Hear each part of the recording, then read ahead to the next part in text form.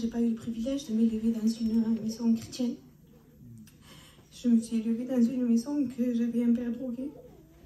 J'avais un père alcoolique qui battait ma mère. Et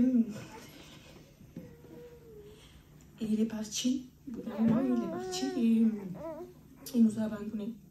Parce que même jusqu'au jour d'aujourd'hui, on n'a plus de nouvelles de lui. On ne sait plus ce qu'il devient. Et en grandissant, je me disais, tu vois, moi je ne veux pas avoir la vie de ma mère. Et je ne chercherai pas un mari comme mon père.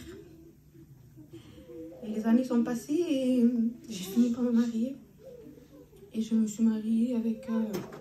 alors il n'était pas peut-être un drogué, mais c'était un militant. Et quand je me suis vue dans cette situation, je me dis, Seigneur, je ne veux pas revivre ce que j'ai vu que chez ma mère. Je ne veux pas avoir la vie de ma mère, je ne veux pas me faire battre, je ne veux pas avoir mon mari alcoolique comme ça. Parce que quand il buvait, il avait une mauvaise boisson, et quand il rentrait, il se prenait la tête avec moi, il se tuait avec moi. Et bon, je disais, Seigneur, quand il partait de la maison, je priais, je disais, Seigneur, je ne veux pas avoir cette vie, je veux pas, j'aurais pas cette patience. Ma mère, elle est peut-être restée 20 ans avec lui, mais moi, j'aurais pas cette patience.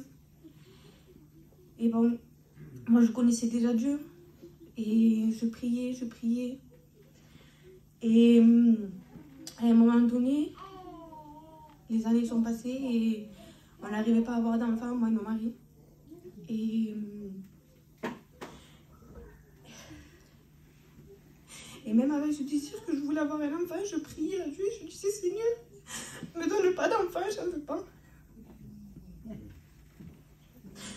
Pourtant, c'est tout le contraire. Vraiment, quand tu n'arrives pas à avoir d'enfant, tu te dis, Seigneur, donne-moi un enfant. Et moi, je faisais le contraire. Je disais, Seigneur, je ne vais pas donner un père comme moi j'ai eu. Ne me donne pas d'enfant. Et les années sont passées, Et un soir, je m'étais mise dans la chambre. Et j'avais changé ma prière. J'avais dit, Seigneur, c'est pas grave. Donne-moi quand même cet enfant. Et mon compagnon, il était rentré. Et je lui avais dit, parce que Dieu m'avait parlé dans mon cœur, il m'avait dit, tant que ton compagnon ne changera pas, je ne te donnerai pas ton enfant. Et je lui avais dit, lui, il avait pris à la rigolade, il croyait que je faisais esprit pour qu'il change. Mais non, c'était Dieu, il m'avait vraiment parlé. Et quand je parle, eh ben, Dieu fait. Amen. Et quelque temps après, il a changé, il s'est mis à Dieu.